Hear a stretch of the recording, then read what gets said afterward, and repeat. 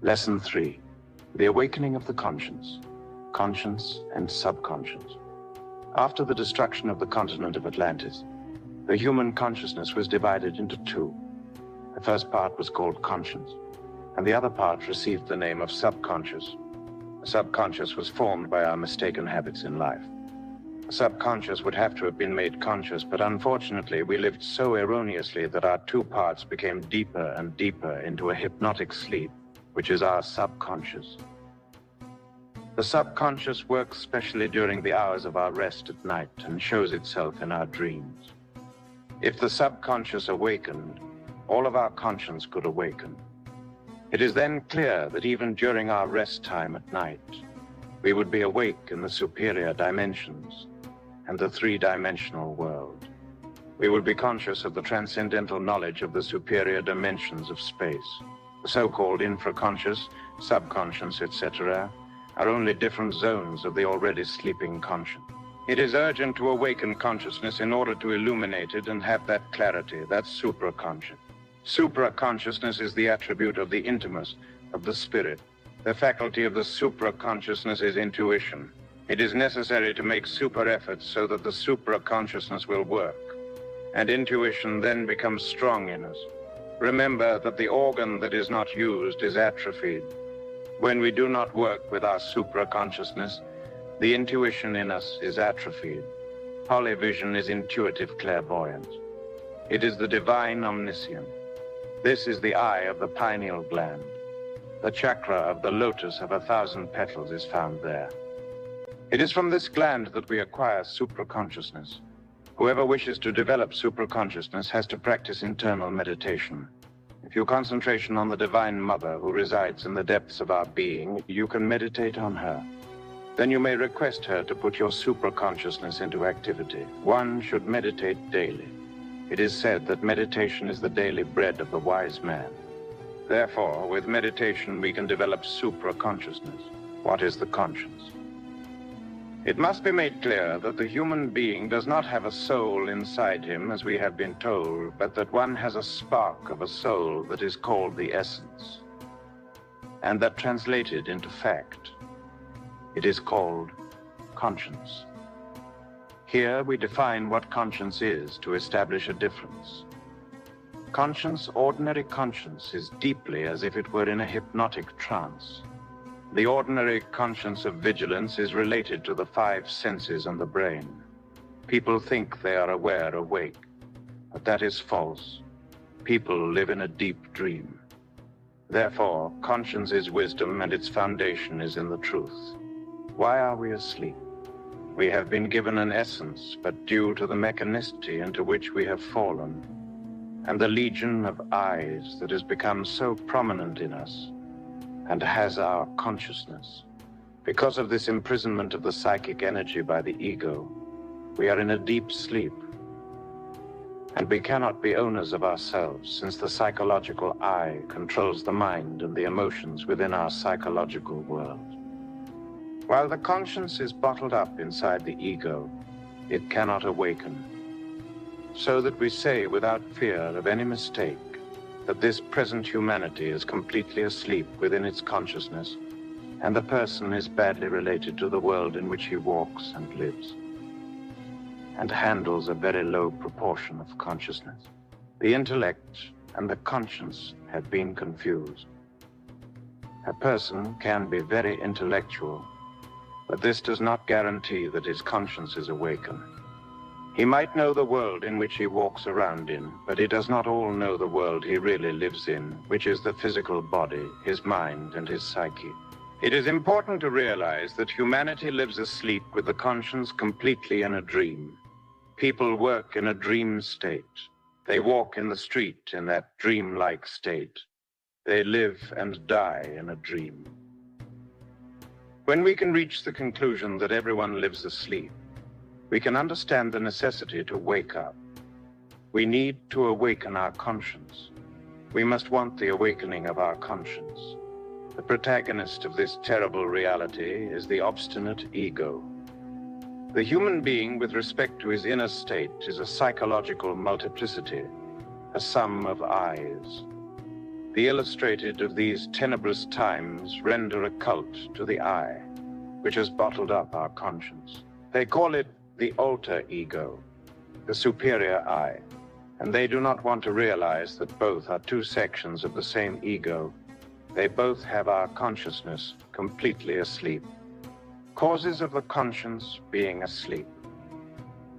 The cause of the deep dream in which this humanity lives is their fascination. People are fascinated by all the things of this life. People forget themselves because they lived fascinated at all times.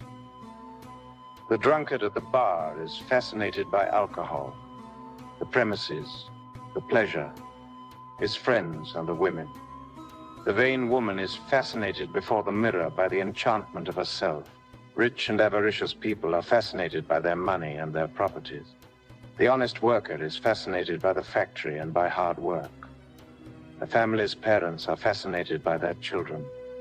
All human beings are fascinated and live in a deep dream. When we walk on the avenue, we can see how people drive without being concerned by the danger to them or by the other cars. Others are found under the wheels of the cars because these poor people walk asleep, are like sleepwalkers. They walk without seeing the danger to their own lives. Any clairvoyant can see their dreams. People dream about everything that fascinates them. We must never commit the error to identify with ourselves, with that inner self-consideration. When one identifies with oneself, or feels one deserves more, or thinks one always behaves well with everyone, with women, with children, etc., and no one knows how to appreciate us, etc., and so he is a total saint, and all others are evildoers and lazy people. We must never become identified with the things, because this is the fascination and the dream in which the conscience falls prey. Observation of things and people without becoming identified to them will allow us to know the processes of greed, lust, ambition, etc. Observation of places will allow us to realize up to what point we have attachments and how we become fascinated to the places we are in. Identification, fascination, identification. People who take the horizontal path in life are identified with the mechanical processes of life. With all the problems of daily life, we become involved totally with economic, political, social, religious life. That in the home, the street, our work, etc.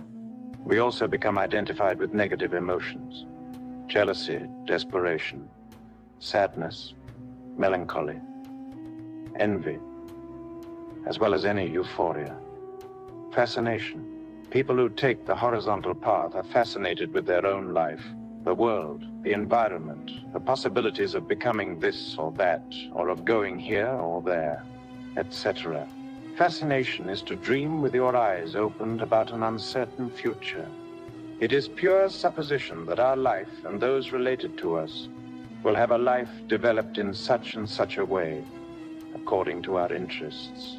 Fascination is to think that the future will give us political or social positions, etc., etc.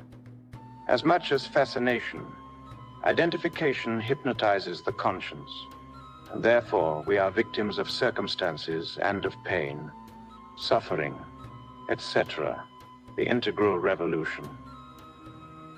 It is with deep pain that we have seen that an esoteric failure is due in truth to the conscience completely asleep. Many Gnostics are devotees, lovers of the truth and sincere, but fail miserably on the path because of the lamentable state of their unawakened conscience. In olden times, the great arcane was only taught to those who awakened conscience. The Hierophants knew very well that the sleepy disciples would sooner or later leave the work in the ninth sphere. The worst thing is that those who fail are deceived into thinking the best of themselves.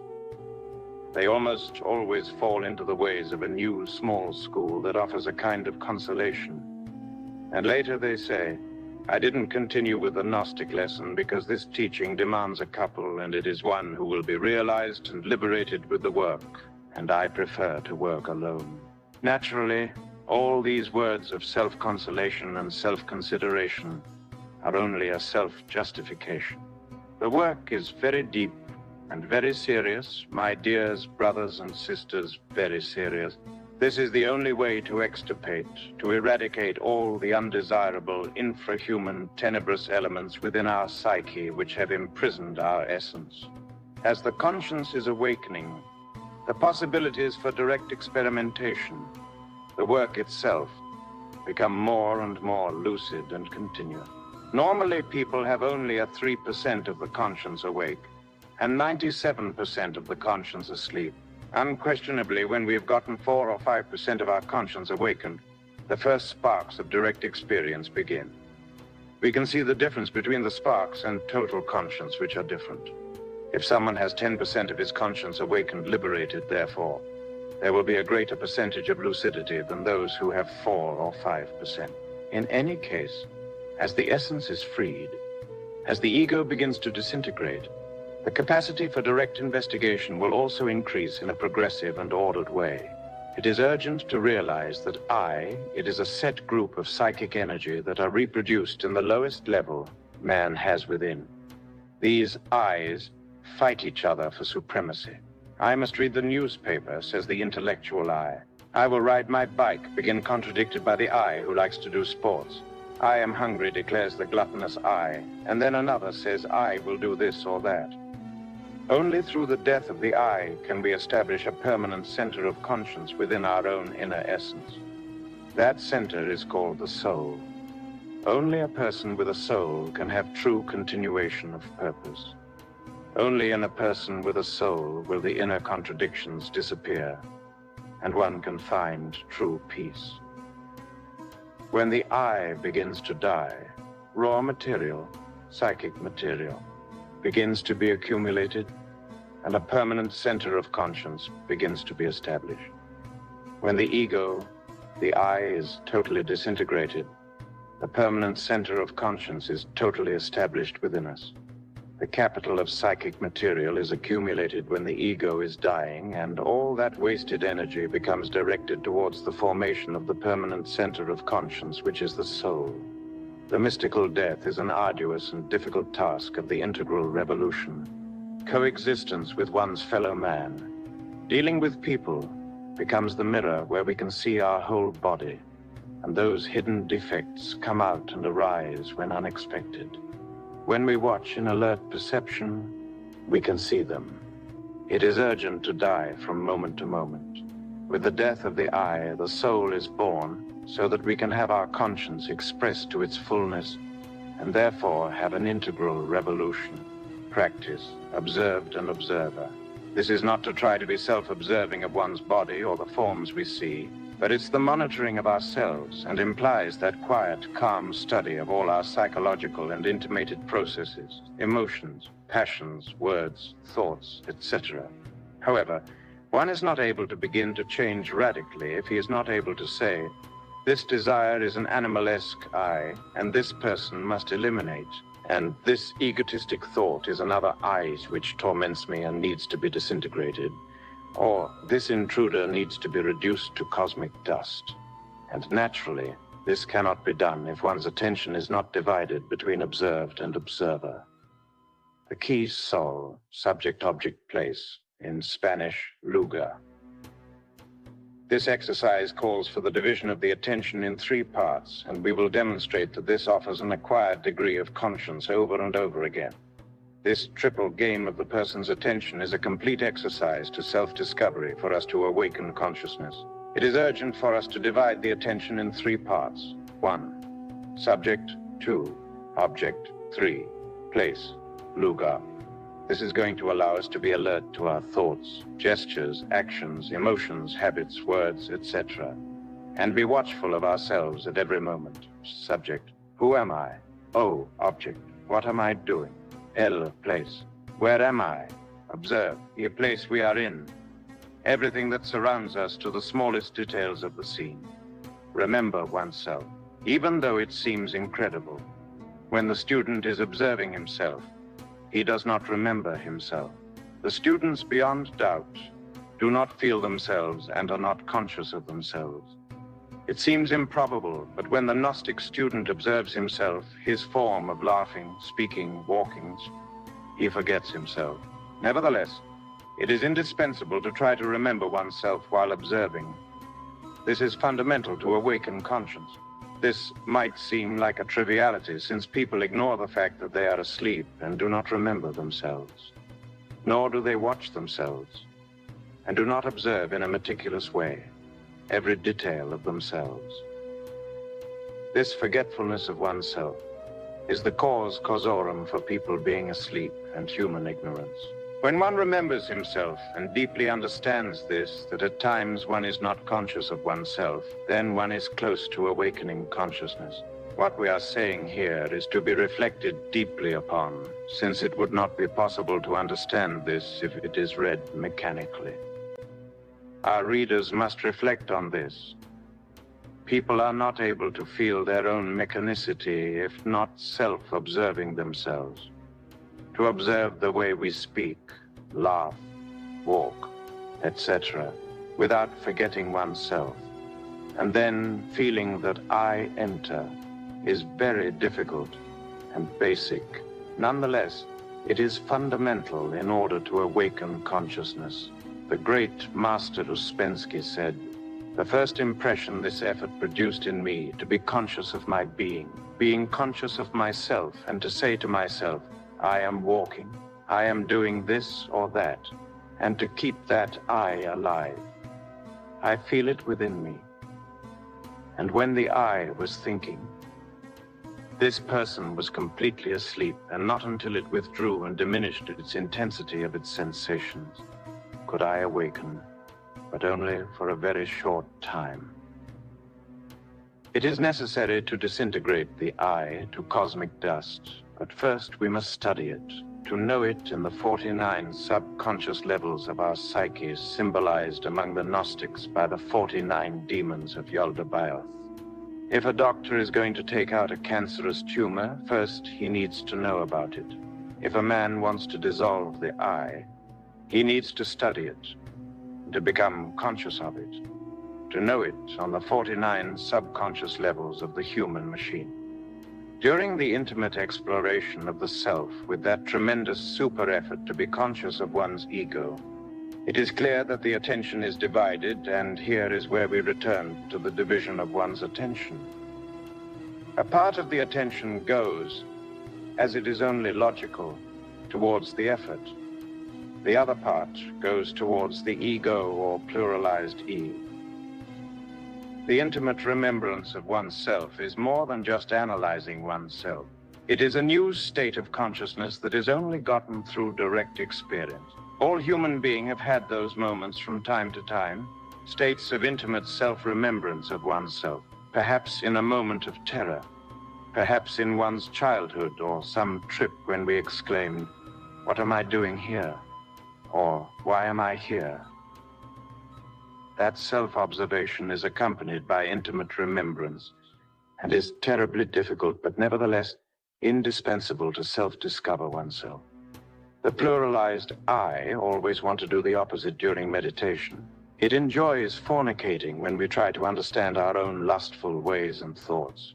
It shouts and flashes on the 49 levels of the subconscious when we try to understand anger.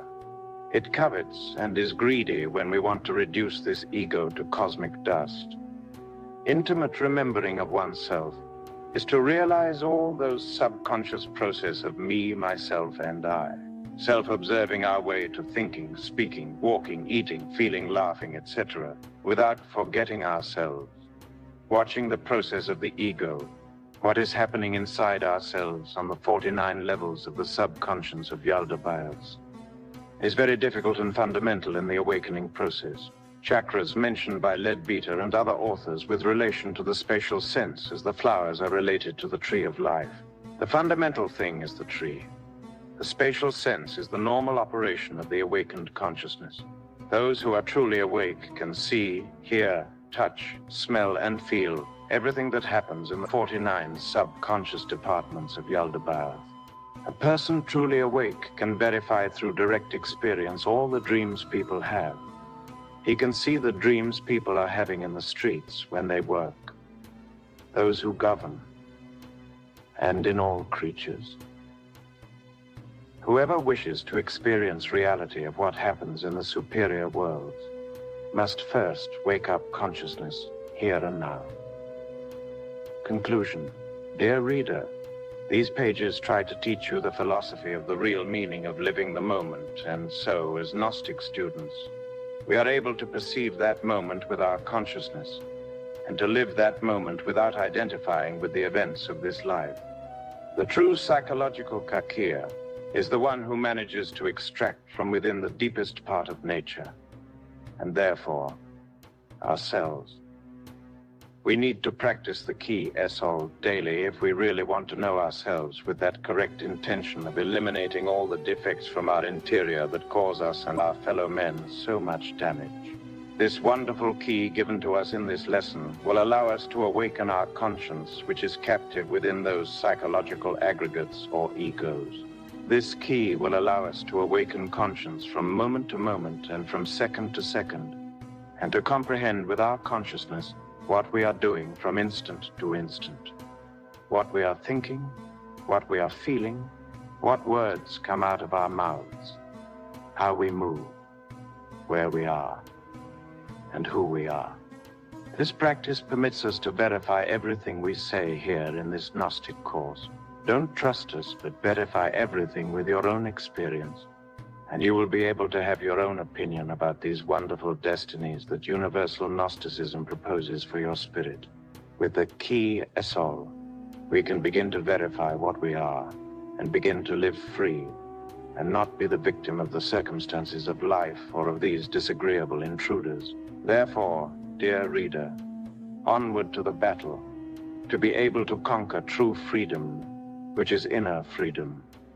Join this liberating battle at the spiritual level to be part of a different kind of society where peace reigns, where love, beauty, sincerity, and the lovely perfume of friendship reign. The next lesson will be coming in 7 days. We would like you to do these practices and receive the verification of that has been expressed here in these lines. Thank you very much for your time. We hope that these teachings are useful to you. May you get peace in your heart and serenity in your mind.